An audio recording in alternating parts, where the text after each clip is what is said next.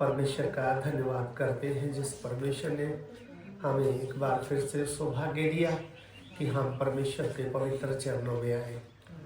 परमेश्वर का धन्यवाद हो। परमेश्वर ने एक बार फिर तो सानू अपने पवित्र कदमां दे विच लिआंदा। परमेश्वर का धन्यवाद करते हैं इस परिवार के लिए जिन्होंने इतना इंतजाम किया। आज गांव भोजिया में हम पहुंचे हैं। परमेश्वर का बड़ा धन्यवाद करते हैं इस परिवार के लिए जिन्होंने इन्ना इंतजाम किया और आज असी भोजिया पिंड दे विच पहुंचे हाँ। आज हम परमेश्वर का जो वचन पढ़ेंगे वो है लूका सुसमाचार। आज जो असी परमेश्वर के पवित्र वचन पढ़ेंगे वो है लूका दी अंजील उसका 10 अध्याय 38 वचन से लेकर 42 वचन तक हम पढ़ेंगे। 38 वचन तो लेके उसका 42 वचन तक असी पढ़ांगे। फिर जाओ चले चलते सन ਤਾਂ ਉਹ ਇੱਕ ਪਿੰਡ ਜਾ ਵੜਿਆ ਅਤੇ ਮਾਰਥਾ ਨਾਮ ਦੀ ਇੱਕ ਜਨਾਨੀ ਨੇ ਉਸ ਨੂੰ ਆਪਣੇ ਘਰ ਉਤਾਰਿਆ। बस हिंदी में भी पढ़े।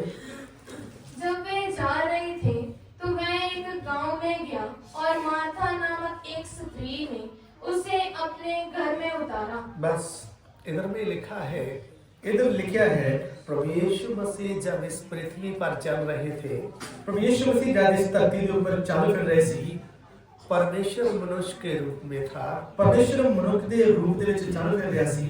तो इधर में लिखा है एक गांव जब गया, तो इधर लिखा है कि परमेश्वर एक पिंड दे विच गया।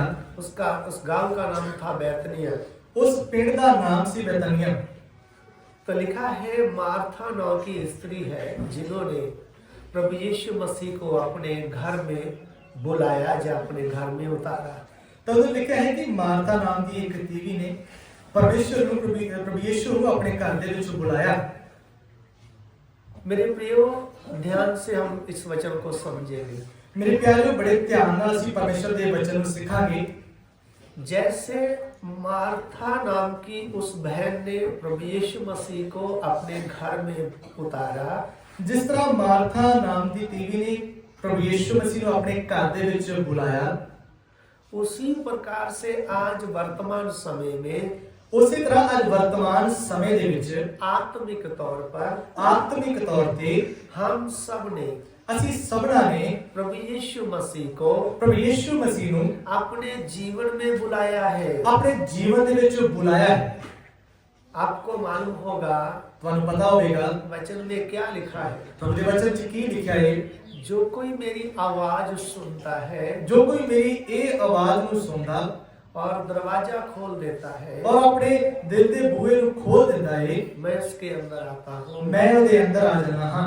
मेरे प्रियो, हम सब ने, मेरे प्यारे ਅਸੀਂ सबना ने हमने सर्वशक्तिमान परमेश्वर की आवाज को सुना, ਅਸੀਂ सर्वशक्तिमान परमेश्वर ਦੀ ਜਿੰਦਾ ਆਵਾਜ਼ ਨੂੰ ਸੁਣਿਆ, उसको ग्रहण भी किया, ਉਹਨੂੰ ਆਪਣੇ ਅੰਦਰ ਜਗ੍ਹਾ ਵੀ ਦਿੱਤੀ। प्रभु यीशु मसीह को उद्धारकर्ता करके ग्रहण भी किया। प्रभु यीशु मसीह को अपना मुक्तिदाता करके अंगीकार ग्रहण किया। जैसे मार्था ने प्रभु यीशु मसीह को अपने घर में बुलाया, जिस तरह मार्था नाम की देवी ने प्रभु यीशु मसीह को अपने घर दे विच बुलाया, इसी प्रकार से प्रभु यीशु मसीह को हम सब ने अपने जीवन में बुलाया है। इसी तरह ही प्रभु यीशु मसीह ਨੂੰ ਅਸੀਂ ਆਪਣੇ ਜੀਵਨ ਦੇ ਵਿੱਚ ਬੁਲਾਇਆ ਹੈ। आप प्रभु यीशु मसीह वचन के द्वारा हमारे जीवन में है।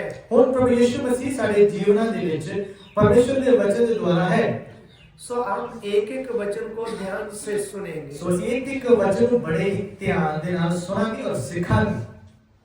उसके आगे पढ़े 48 वचन पढ़े।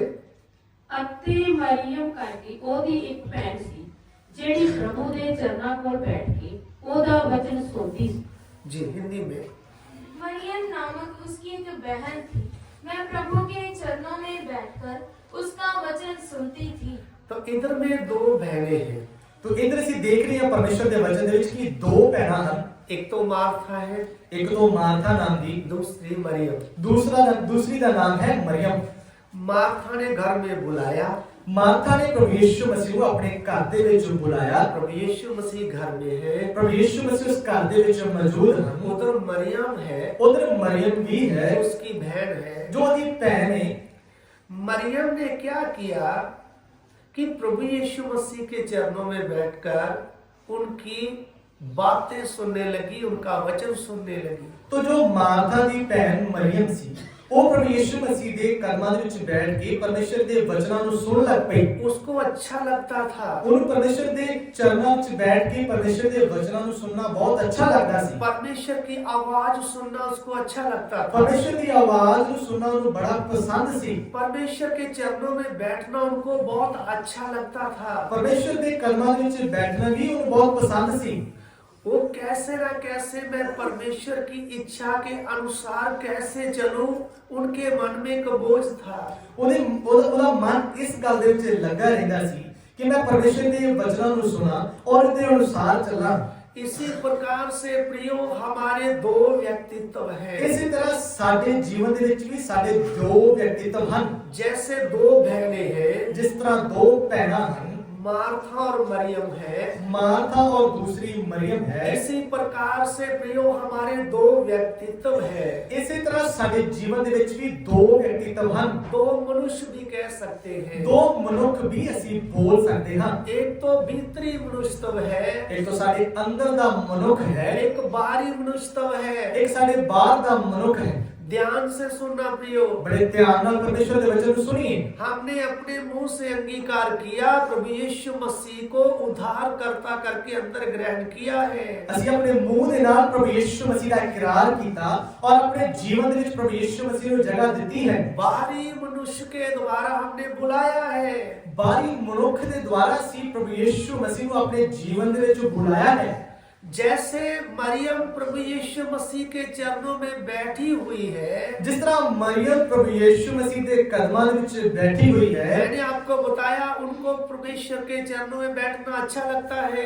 मैं ਤੁਹਾਨੂੰ ਦੱਸਿਆ ਕਿ ਉਹਨੂੰ ਪਰਮੇਸ਼ਰ ਦੇ ਕਦਮਾਂ ਦੇ ਵਿੱਚ ਬੈਠਣਾ ਬੜਾ ਹੀ ਅੱਛਾ ਲੱਗਦਾ ਸੀ। उनको परमेश्वर की आवाज सुनना अच्छा लगता है। ਉਹਨੂੰ ਪਰਮੇਸ਼ਰ ਦੀ ਆਵਾਜ਼ ਨੂੰ ਸੁਣਨਾ ਅੱਛਾ ਲੱਗਦਾ ਸੀ। जब तक परमेश्वर उनसे बातें करता रहता है, वो सुनती रहती है। ਪ੍ਰਭੂ ਯਿਸੂ ਮਸੀਹ ਜਦ ਤੱਕ ਵੀ ਉਹਦੇ ਨਾਲ ਗੱਲਾਂ ਕਰਦੇ ਸੀ ਉਹ ਬੜੇ ਧਿਆਨ ਦੇ ਨਾਲ ਸੁਣਦੀ ਰਹਿੰਦੀ ਸੀ। उसका एक ही लक्ष्य था, मैं परमेश्वर जैसे बनना है। ਉਹਦਾ ਇੱਕ ਹੀ ਮਕਸਦ ਸੀ, ਮੈਂ ਪ੍ਰਭੂ ਯਿਸੂ ਮਸੀਹ ਦੀ ਤਰ੍ਹਾਂ ਬਣਨਾ ਹੈ। इसी प्रकार से मेरे प्रियो, ਇਸੇ ਤਰ੍ਹਾਂ ਮੇਰੇ ਪਿਆਰਿਓ, हमारा जो भीतरी मनुष्यत्व है, ਸਾਡਾ ਜੋ ਅੰਦਰਲਾ ਮਨੁੱਖ ਹੈ वो आत्मिक मनुष्य है। ਉਹ ਆਤਮਿਕ ਮਨੁੱਖ ਹੈ। वे परमेश्वर के वचन के अनुसार सृजा गया है। ਉਹ ਪਰਮੇਸ਼ਰ ਦੇ ਪਵਿੱਤਰ ਵਚਨ ਦੇ ਅਨੁਸਾਰ ਸਿਰਜਿਆ ਗਿਆ ਹੈ। वो पवित्रताई और धार्मिकता में सृजा गया है। ਉਹ ਪਵਿੱਤਰਤਾਈ ਤੇ ਧਾਰਮਿਕਤਾ ਦੇ ਨਾਲ ਸਿਰਜਿਆ ਗਿਆ ਹੈ। हमारे अंदर जो भीतरी मनुष्यत्व है, ਸਾਡੇ ਅੰਦਰ ਜੋ ਅੰਦਰਲਾ ਮਨੁੱਖ ਹੈ उसको अच्छा लगता है वो परमेश्वर से बातें करे। ਉਹਨੂੰ ਇਹ ਅੱਛਾ ਲੱਗਦਾ ਹੈ ਕਿ ਉਹ ਪਰਮੇਸ਼ਰ ਦੇ ਨਾਲ ਗੱਲਾਂ ਕਰੇ। उसको ये अच्छा लगता है कि वो परमेश्वर के चरणों में ज्यादा देर बैठे। ਉਹਨੂੰ ਇਹ ਚੰਗਾ ਲੱਗਦਾ ਹੈ ਕਿ ਮੈਂ ਪਰਮੇਸ਼ਰ ਦੇ ਕਦਮਾਂ ਦੇ ਵਿੱਚ ਜ਼ਿਆਦਾ ਦੇਰ ਬੈਠਾ। उसको अच्छा लगता है वो परमेश्वर की आवाज सुनता रहे। ਉਹ ਇਸ ਗੱਲ ਨੂੰ ਪਸੰਦ ਕਰਦਾ ਹੈ ਕਿ ਮੈਂ ਪਰਮੇਸ਼ਰ ਦੀ ਆਵਾਜ਼ ਨੂੰ ਸੁਣਦਾ ਰਹਾਂ। परमेश्वर की आवाज क्या है? ਪਰਮੇਸ਼ਰ ਦੀ ਜਿੰਦਾ ਆਵਾਜ਼ ਕੀ ਹੈ? परमेश्वर का वचन है। ਪਰਮੇਸ਼ਰ ਦਾ ਵਚਨ ਪਰਮੇਸ਼ਰ ਦੀ ਜਿੰਦਾ ਆਵਾਜ਼ ਹੈ। जो आत्मिक मनुष्य है, ਜੋ ਆਤਮਿਕ ਮਨੁੱਖ ਹੈ वो परमेश्वर के चरणों में बैठता है। ਉਹ ਪਰਮੇਸ਼ਰ ਦੇ ਕਦਮਾਂ ਦੇ ਵਿੱਚ ਬੈਠਦਾ ਹੈ। परमेश्वर की आवाज को सुनता है। ਪਰਮੇਸ਼ਰ ਦੀ ਆਵਾਜ਼ ਨੂੰ ਸੁਣਦਾ ਹੈ। परमेश्वर की इच्छा के अनुसार चलना चाहता है। ਪਰਮੇਸ਼ਰ ਦੀ ਇੱਛਾ ਦੇ ਅਨੁਸਾਰ ਚੱਲਣਾ ਵੀ ਚਾਹੁੰਦਾ ਹੈ। परमेश्वर ईश्वरी स्वभाव में वो बदलना चाहता है। ਉਹ ਆਪਣੇ ਸੁਭਾਅ ਨੂੰ ਵੀ ਈਸ਼ਵਰੀ ਸੁਭਾਅ ਦੇ ਵਿੱਚ ਬਦਲਣ ਦੀ ਕੋਸ਼ਿਸ਼ ਕਰਦਾ ਹੈ। ध्यान से सुने। ਧਿਆਨ ਨਾਲ ਸੁਣੀਏ। हमारे अंदर में जो भीतरी मनुष्यत्व है, ਸਾਡੇ ਅੰਦਰ ਜੋ ਮਨੁੱਖ ਹੈ वो वचन के अनुसार सृजा गया है। ਉਹ ਵਚਨ ਦੇ ਨਾਲ ਸਿਰਜਿਆ ਗਿਆ ਹੈ। लेकिन उसके अलावा भी हमारा प्राण जो हमारे अंदर है, ਪਰ ਉਸ ਦੇ ਬਕਾਇਦਾ ਵੀ ਸਾਡੇ ਅੰਦਰ ਜੋ ਪ੍ਰਾਣ ਹੈ उसको ईश्वरी स्वभाव में बदलना है। ਉਹਨੂੰ ਵੀ ਅਸੀਂ ਈਸ਼ਵਰੀ ਸੁਭਾਅ ਦੇ ਵਿੱਚ ਬਦਲਣਾ ਹੈ। अब मरियम और मार्था के घर की घटना को आत्मिक तौर पर समझ सकते हैं। ਹੁਣ ਅਸੀਂ ਮਰੀਮ ਔਰ ਮਾਰਥਾ ਦੀ ਘਟਨਾ ਨੂੰ ਆਪਣੇ ਜੀਵਨ ਦੇ ਵਿੱਚ ਆਤਮਿਕ ਤੌਰ ਤੇ ਸਮਝ ਸਕਦੇ ਹਾਂ। हम दोनों घटना साथ साथ सीख सकते हैं। ਅਸੀਂ ਦੋਨੋਂ ਘਟਨਾ ਨੂੰ ਨਾਲ ਦੇਖ ਸਕਦੇ ਹਾਂ। जो मैं आत्मिक अर्थ बता रहा हूँ, ਮੈਂ ਤੁਹਾਨੂੰ ਆਤਮਿਕ ਅਰਥ ਦੱਸ ਰਿਹਾ ਹਾਂ। लेकिन आप मरियम और मार्था के घर में आत्मा में जाइए वो भी उधर देखिए ਪਰ ਅਸੀਂ ਹੁਣ ਆਤਮਾ ਦੇ ਵਿੱਚ ਮਰੀਮ ਔਰ ਮਾਰਥਾ ਦੇ ਘਰ ਦੇ ਵਿੱਚ ਪਹੁੰਚਾਂਗੇ। उधर की हो रहा है, ਉਧਰ ਕੀ ਕੁਝ ਹੋ ਰਿਹਾ ਹੈ, क्या क्या हुआ है। ਕੀ ਕੁਝ ਉੱਥੇ ਹੋ ਰਿਹਾ ਹੈ। आइए परमेश्वर का वचन पढ़ते हैं। ਆਓ ਅਸੀਂ ਪਰਮੇਸ਼ਰ ਦੇ ਵਚਨ ਨੂੰ ਪੜਾਂਗੇ। 40 वचन से पढ़े। ਪਰ ਮਾਰਥਾ ਵੱਡੀ ਡਰ ਤੋਂ ਘਬਰਾ ਗਈ ਅਤੇ ਉਹਦੇ ਕੋਲ ਆਣ ਕੇ ਬੋਲੀ, ਪ੍ਰਭੂ ਜੀ ਤੈਨੂੰ ਕੋਈ ਚਿੰਤਾ ਨਹੀਂ, ਜੋ ਮੇਰੀ ਭੈਣ ਨੇ ਮੈਨੂੰ ਤੈਅ ਕਰਨ ਲਈ ਕੱਲੀ ਹੀ ਛੱਡਿਆ ਹੈ, ਸੋ ਉਹਨੂੰ ਕਹੋ ਕਿ ਮੇਰੀ ਮਦਦ ਕਰੇ। ਪਰ ਪ੍ਰਭੂ ਨੇ ਉਹਨੂੰ ਉੱਤਰ ਦਿੱਤਾ, ਮਾਰਥਾ ਮਾਰਥਾ, ਤੂੰ ਬਹੁਤੀਆਂ ਵਸਤਾਂ ਦੀ ਚਿੰਤਾ ਕਰਦੀ ਹੈ ਤੇ ਘਬਰਾਉਂਦੀ ਹੈ, ਪਰ ਇੱਕ ਗੱਲ ਦੀ ਲੋੜ ਹੈ। ਮਰੀਮ ਨੇ ਤਾਂ ਉਹ ਚੰਗਾ ਹਿੱਸਾ ਪਸੰਦ ਕੀਤਾ ਹੈ ਜੋ ਉਸ ਤੋਂ ਖੋਇਆ ਨਾ ਜਾਵੇ। जी 40 वचन ही पढ़े।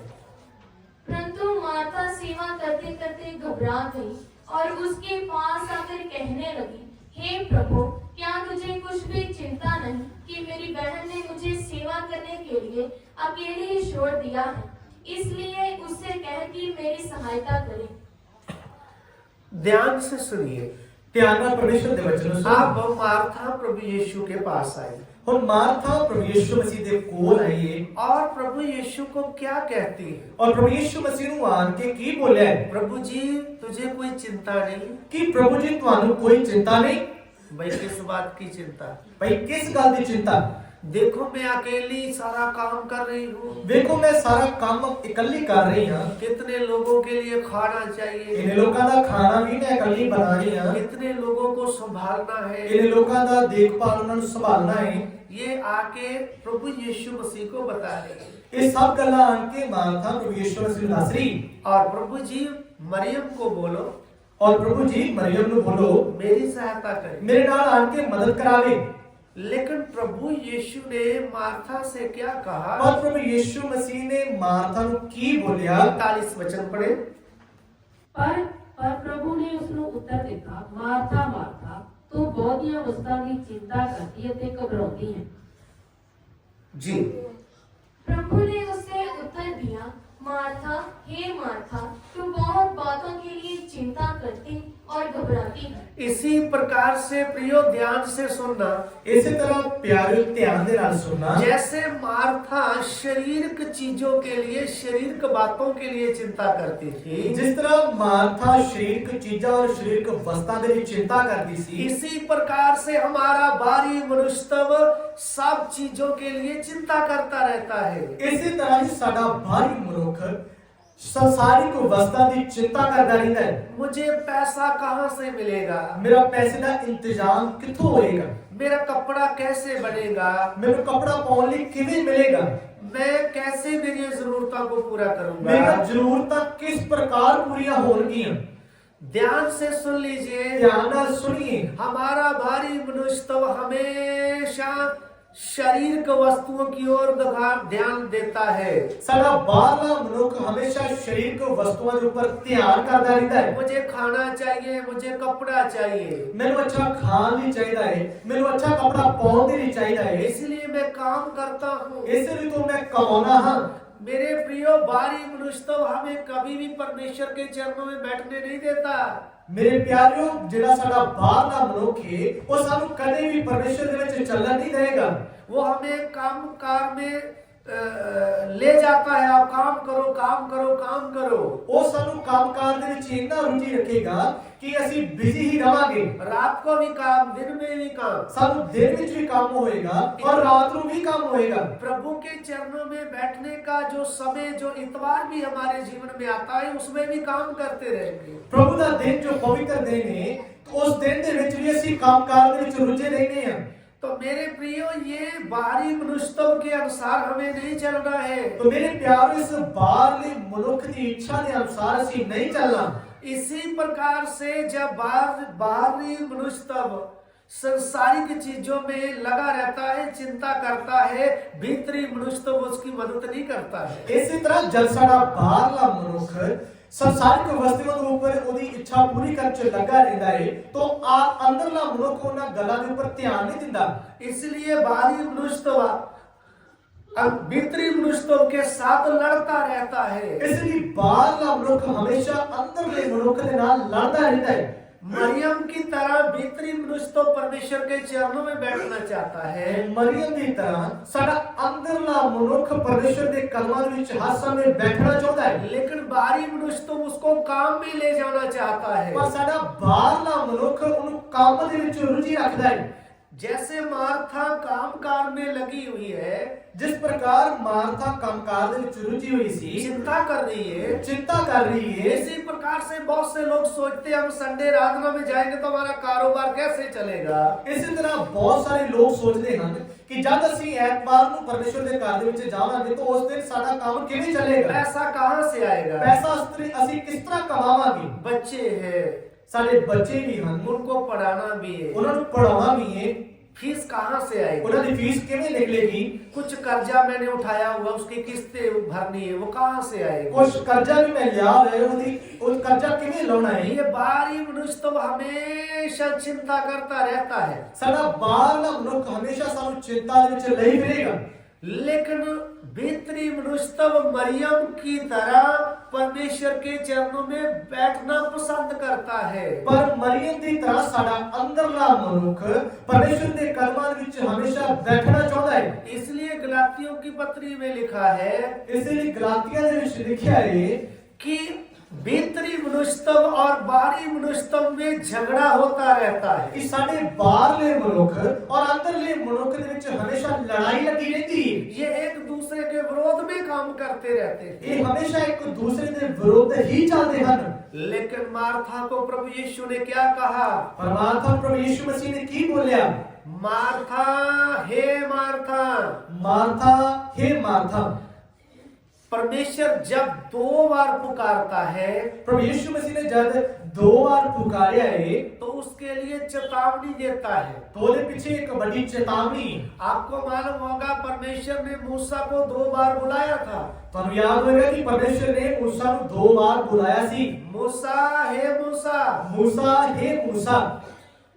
तो ध्यान से सुनिए, इधर मार्था हे मार्था।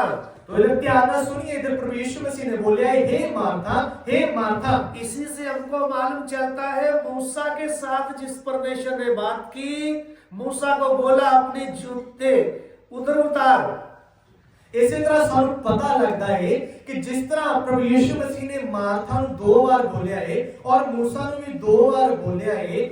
और वही परमेश्वर है जो मूसा के साथ बात किया। ਇਹ ਉਹੀ ਪਰਮੇਸ਼ਰ ਹੈ ਜੋ मूसा ਦੇ ਸਮੇਂ ਉਸ ਨੂੰ 2 ਵਾਰ ਆਵਾਜ਼ ਦੇ ਰਿਹਾ ਹੈ। मूसा को भी चेतावनी दी, मूसा ਨੂੰ ਵੀ ਚੇਤਾਵਨੀ ਦਿੱਤੀ, मरियम को भी चेतावनी देता है। ਮਾਰਥਾ ਨੂੰ ਵੀ ਚੇਤਾਵਨੀ तू ਦਿੱਤੀ। बहुत वस्तुओं की चिंता करती है, ਤੂੰ ਬਹੁਤ ਗੱਲਾਂ ਦੀ ਚਿੰਤਾ ਕਰਦੀ, तू शारीरिक वस्तुओं की चिंता करती ਤੂੰ है। ਸਰੀਰਕ ਗੱਲਾਂ ਦੇ ਵਿੱਚ ਲੱਗੀ ਹੋਈ ਹੈ। अब आगे बढ़े, 41 वचन से आगे बढ़े। ਪਰ ਇੱਕ ਗੱਲ ਦੀ ਲੋੜ ਹੈ, ਮਰੀਮ ਨੇ ਤਾਂ ਉਹ ਚੰਗਾ ਹਿੱਸਾ ਪਸੰਦ ਕੀਤਾ ਹੈ ਜੋ ਉਸ ਤੋਂ ਖੋਇਆ ਨਾ ਜਾਵੇ। जी हिंदी में। परंतु एक बात आवश्यक है और उस उत्तम भाग को मरियम ने चुन लिया है जो उससे छीना ना जाएगा। तो तू तो संसारिक वस्तुओं की, शारीरिक वस्तुओं की मार्था चिंता करती रहती है। तो प्रभु यीशु मसीह ने मार्था ਨੂੰ ਬੋਲਿਆ कि तू तो शारीरिक वस्तुओं ਦੀ चिंता ਦੇ ਵਿੱਚ ਲੱਗੀ ਹੋਈ, लेकिन मरियम ने तो वो हिस्सा प्राप्त कर लिया है जो उससे छीना भी नहीं जाएगा। पर मरियम ने वो चंगा हिस्सा चुन लिया है जो तो खोया नहीं जाएगा। मेरे प्रियो ध्यान से सुने, जो आत्मिक व्यक्ति है उनको संसारिक और शारीरिक वस्तुओं की चिंता करने की कोई जरूरत नहीं। मेरे प्यारे, जो आत्मिक व्यक्ति है उन्हें शारीरिक गल्लां दी चिंता करने की जरूरत नहीं है, उसको स्वर्गीय वस्तुओं की चिंता करनी चाहिए। और स्वर्गीय गल्लां दी चिंता में रहना चाहिए। कुलसियों की पत्री उसका 3 अध्याय निकाले और 2 वचन से पढ़े। कुलसियों 3 का 2 वचन से। कुलसियों की किताब 3 अध्याय 2 वचन। ਅਤਾਹ ਦੀਆਂ ਗੱਲਾਂ ਉੱਤੇ ਚਿੱਤ ਲਾਓ, ਨਾ ਉਹਨਾਂ ਉੱਤੇ ਜਿਹੜੀਆਂ ਧਰਤੀ ਉੱਪਰ ਹਨ। जी हिंदी में। पृथ्वी पर की नहीं परंतु स्वर्गीय वस्तु पर ध्यान लगाओ। पृथ्वी पर की नहीं बल्कि स्वर्गीय वस्तुओं के ऊपर ध्यान लगाए। धरती ਦੀਆਂ ਗੱਲਾਂ ਉੱਤੇ ਆਪਣਾ ਧਿਆਨ ਨਹੀਂ बल्कि स्वर्ग ਦੀਆਂ ਗੱਲਾਂ ਉੱਪਰ ਆਪਣਾ ਧਿਆਨ ਲਾਈਏ। क्योंकि मरियम प्रभु यीशु के चरणों में क्यों बैठती थी? क्योंकि मरियम प्रभु यीशु मसीह के कदमां ਵਿੱਚ क्यों बैठती क्योंकि थी? परमेश्वर उनको वो बातें सिखाता था जो स्वर्ग की ओर इशारा करती है। क्योंकि प्रभु यीशु मसीह ਦੇ ਮੂੰਹ ਚੋਂ ਉਹ ਗੱਲਾਂ ਗੱਲਾਂ ਨਿਕਲਦੀਆਂ ਸਨ ਜੋ ਸਵਰਗੀ ਗੱਲਾਂ ਸਨ। तो आज वर्तमान समय में परमेश्वर के वचन हमको चाहिए जो हमें स्वर्ग राज्य के लिए युगान युग परमेश्वर के साथ रहने के लिए तैयार करे। ਅੱਜ ਸਾਨੂੰ ਵੀ ਪਰਮੇਸ਼ਰ ਦੇ ਵਚਨ ਦੀਆਂ ਸਵਰਗੀ ਗੱਲਾਂ ਚਾਹੀਦੀਆਂ ਹੈ ਜੋ ਸਾਨੂੰ ਪਰਮੇਸ਼ਰ ਦੇ ਲਈ ਤਿਆਰ ਕਰਨ। तो संसारिक या शारीरिक वस्तुओं की ओर नहीं बल्कि स्वर्गीय वस्तुओं की ऊपर ध्यान लगाए। तो इधर संसारिक वस्तुओं के ऊपर नहीं बल्कि स्वर्गीय गल्लां के ऊपर अपना ध्यान लाइए। इसीलिए प्रभु यीशु मसीह ने मार्था को कहा, हे मार्था, हे मार्था। इसलिए प्रभु यीशु मसीह ने 2 बार मार्था को बोलिया, मार्था हे मार्था, तू बहुत सी वस्तुओं की चिंता करती है जो पृथ्वी की है। तू बहुत सारी गल्लां की चिंता करती है जो संसारिक है। तो आज वर्तमान समय में हमारा भारी मनुष्य तो चिंता करता रहता है मैं घर कैसे बनाऊं।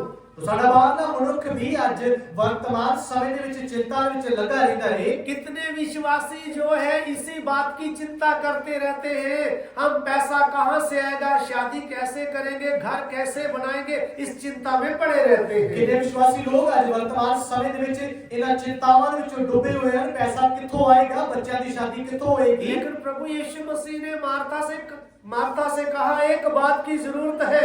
पर प्रभु यीशु मसीह ने मार्था ਨੂੰ ਇਹ ਬੋਲਿਆ, एक बात की जरूरत है। ਤੈਨੂੰ ਇੱਕ ਗੱਲ ਦੀ ਬੜੀ ਜ਼ਰੂਰਤ ਹੈ। मैं चाहता हूँ 42 वचन फिर से पढ़े। ਪਰ ਇੱਕ ਗੱਲ ਦੀ ਲੋੜ ਹੈ, ਮਰੀਮ ਨੇ ਤਾਂ ਉਹ ਚੰਗਾ ਹਿੱਸਾ ਪਸੰਦ ਕੀਤਾ ਹੈ ਜੋ ਉਸ ਤੋਂ ਖੋਇਆ ਨਾ हिंदी ਜਾਵੇ। में परंतु एक बात आवश्यक है एक बात आवश्यक है, जरूर है, और उस उत्तम बात को मरियम ने चुन लिया है जो उससे छीना ना जाएगा। तो मार्था को क्या प्रभु यीशु ने कहा? तो इधर मार्था ਨੂੰ ਪ੍ਰਭੂ ਯੀਸ਼ੂ ਮਸੀਹ ਨੇ ਕੀ ਬੋਲਿਆ? एक बात जरूरी है, ਇੱਕ ਗੱਲ ਦੀ ਬੜੀ ਲੋੜ ਹੈ। तुझे एक बात की जरूरत है। ਤੈਨੂੰ ਇੱਕ ਗੱਲ ਦੀ ਬੜੀ ਜ਼ਰੂਰਤ ਹੈ। तू भी स्वर्गीय वस्तुओं के ऊपर ध्यान दे। ਤੂੰ ਵੀ ਸਵਰਗੀ ਗੱਲਾਂ ਦੇ ਉੱਪਰ ਆਪਣਾ ਧਿਆਨ ਕਰ। आज प्रिय विश्वासियों को मैं कहना चाहता हूँ, ਅੱਜ ਮੈਂ ਵਿਸ਼ਵਾਸੀਆਂ ਨੂੰ ਇਹ ਗੱਲ ਬੋਲਣੀ ਚਾਹੁੰਦਾ ਹਾਂ। प्रिय विश्वासी बहनों भाइयों, ਪਿਆਰੇ ਵਿਸ਼ਵਾਸੀਓ, आप अपने जीवन में ज्यादा चिंता मत करो। ਤੁਸੀਂ ਆਪਣੇ ਜੀਵਨ ਦੇ ਵਿੱਚ ਬਾਹਲੀ ਚਿੰਤਾ ਨਾ ਕਰੋ।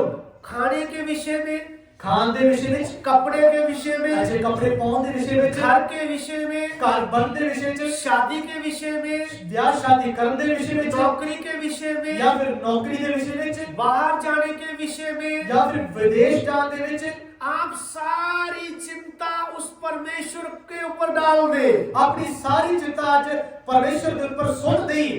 आप दोष लगाते ना रहे, ਤੁਸੀਂ ਕਿਸੇ ਦੇ ਉੱਪਰ ਦੋਸ਼ ਲਾਉਂਦੇ ਨਾ ਰਹੋ। उसके कारण ये नहीं हुआ, उसके कारण ये नहीं हुआ। ਇਹਦੇ ਕਾਰਨ ਉਹ ਨਹੀਂ ਹੋਇਆ, ਉਹਦੇ ਕਾਰਨ ਨਾ ਨਹੀਂ ਹੋਇਆ। कुछ लोग विश्वासी कहते हैं हमारे लिए तो प्रार्थना नहीं की इसलिए हमें नौकरी नहीं मिली। ਬਹੁਤ ਸਾਰੇ ਲੋਕ ਇਹ ਬੋਲਦੇ ਹਨ ਕਿ ਸਾਡੇ ਲਈ ਤਾਂ ਪਾਸਟਰ ਜੀ ਨੇ ਪ੍ਰਾਰਥਨਾ ਨਹੀਂ ਕੀਤੀ ਤਾਂ ਸਾਡਾ ਕੰਮ ਵਿੱਚ ਹੀ ਰਹਿ ਗਿਆ। नाराज हो जाते, ਗੁੱਸੇ ਹੋ ਜਾਂਦੇ, बोलते पास्टर जी ने प्रार्थना नहीं की इसलिए रिश्ता नहीं हुआ। ਬੋਲਦੇ ਹਨ ਪ੍ਰਭੂ ਦੇ ਦਾਸ ਨੇ ਸਾਡੇ ਲਈ ਪ੍ਰਾਰਥਨਾ ਨਹੀਂ ਕੀਤੀ ਤਾਂ ਰਿਸ਼ਤਾ ਹੀ ਨਹੀਂ ਹੋਇਆ। हमारे लिए प्रार्थना नहीं की इसलिए घर नहीं बना। ਸਾਡੇ ਲਈ ਪ੍ਰਾਰਥਨਾ ਨਹੀਂ ਕੀਤੀ ਤਾਂ ਇਸ ਲਈ ਸਾਡਾ ਘਰ ਵੀ ਨਹੀਂ ਬਣਿਆ। मरियम भी तो शिकायत कर रही है, ਮਰੀਮ ਵੀ ਤਾਂ ਇਧਰ ਬੋਲ ਰਹੀ ਹੈ, प्रभु जी तुझे कोई चिंता नहीं। ਮਾਤਾ ਇਧਰ ਬੋਲ ਰਹੀ ਹੈ ਕਿ ਪ੍ਰਭੂ ਜੀ ਤੁਹਾਨੂੰ ਕੋਈ ਚਿੰਤਾ ਨਹੀਂ। प्रभु किन की चिंता करता है? ਪ੍ਰਭੂ ਕਿਹਨਾਂ ਗੱਲਾਂ ਦੀ ਚਿੰਤਾ ਕਰ ਰਹੇ ਹੈ? आत्मिक लोगों की। ਆਤਮਿਕ ਲੋਕਾਂ ਦੀ ਪ੍ਰਭੂ ਚਿੰਤਾ ਕਰ ਰਿਹਾ ਹੈ। मार्था को ये बता दिया, ਮਾਤਾ ਨੂੰ ਇਹ ਬੜੀ ਗੰਭੀਰਤਾ ਨਾਲ ਦੱਸ ਦਿੱਤਾ।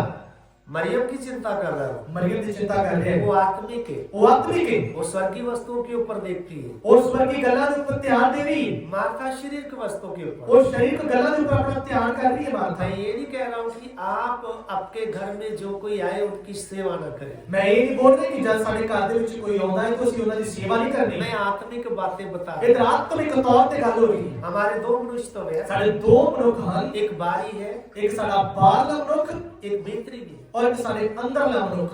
अंदर जो भीतरी मनुष्य है वो आत्मिक मनुष्य जो है, ਸਾਡੇ ਅੰਦਰਲਾ ਮਨੁੱਖ ਹੈ ਉਹ ਹੈ ਆਤਮਿਕ ਮਨੁੱਖ। जो बाहरी है वो शरीर है, ਜੋ ਬਾਹਰਲਾ ਹੈ ਉਹ ਸਰੀਰਕ ਮਨੁੱਖ ਹੈ। हमेशा शरीर की बातें करेगा, ਹਮੇਸ਼ਾ ਸਰੀਰ ਦੀਆਂ ਗੱਲਾਂ ਦੇ ਉੱਪਰ ਧਿਆਨ ਕਰੇਗਾ, हमेशा संसार की बातें करेगा, ਹਮੇਸ਼ਾ ਸੰਸਾਰਿਕ ਗੱਲਾਂ ਦੇ ਉੱਪਰ ਧਿਆਨ ਦੇਗਾ, हमेशा किसी ना किसी चीज की चिंता लेकर आएगा। ਹਮੇਸ਼ਾ ਕਿਸੇ ਨਾ ਕਿਸੇ ਗੱਲ ਦੀ ਸਾਡੇ ਜੀਵਨ ਵਿੱਚ ਚਿੰਤਾ ਲੈ ਕੇ ਆਏਗਾ। लेकिन आत्मिक मनुष्य किसी बात की चिंता नहीं करता पर है। साडे अंदरला आत्मिक मनुख किसी भी गल दी चिंता नहीं वो करता। सारी बातें परमेश्वर के ऊपर छोड़ देता तो है। सारियां गल्लां अपने परमेश्वर दे उत्ते सुੱਟ ਦਿੰਦਾ ਹੈ। आप भी प्रियो ਤੁਸੀਂ भी आज चिंता ना करें, ਅੱਜ ਚਿੰਤਾ ਨੂੰ ਛੱਡਦੇ ਹੋਏ बाहरी मनुष्य के अनुसार ना चले, ਬਾਹਰੀ ਮਨੁੱਖ ਦੇ ਅਨੁਸਾਰ ਨਾ ਚੱਲਦੇ ਹੋਏ बल्कि भीतरी मनुष्य के अनुसार चले। ਪਰ ਅੰਦਰਲੇ ਮਨੁੱਖ ਦੀ ਇੱਛਾ ਦੇ ਅਨੁਸਾਰ ਚੱਲੀਏ। उसके साथ पवित्र आत्मा है ਉਹਦੇ ਨਾਲ ਪਵਿੱਤਰ ਆਤਮਾ ਵੀ जो हमारी अगुवाई करता है, ਜੋ ਸਾਡੀ ਹਰ ਗੱਲ ਦੇ ਵਿੱਚ ਅਗਵਾਈ ਕਰਦਾ ਹੈ, आत्मिक बातों में अगुवाई करता है। ਆਤਮਿਕ ਗੱਲਾਂ ਦੇ ਵਿੱਚ ਸਾਡੀ ਅਗਵਾਈ ਕਰਦਾ ਹੈ। प्रभु इन वचनों के द्वारा सबको आशीष दे। ਪ੍ਰਭੂ ਨੇ ਇਹਨਾਂ ਵਚਨਾਂ ਦੇ ਦੁਆਰਾ ਬੜੀ ਆਸ਼ੀਸ਼ ਦਿੱਤੀ। आमीन।